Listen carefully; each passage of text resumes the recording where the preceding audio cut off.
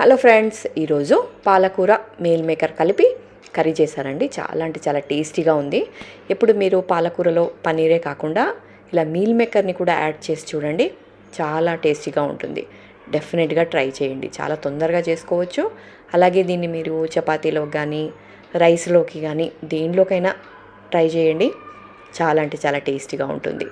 ఇంకెందుకంటే ఆలస్యం, ఈ వీడియో మన ఛానల్లో అప్లోడ్ అయ్యింది, తప్పకుండా చూడండి. లేదంటే కింద లింక్ ఉంటుంది, జస్ట్ ఆ లింక్ ప్రెస్ చేస్తే మీకు డీటెయిల్డ్ వీడియో వస్తుంది.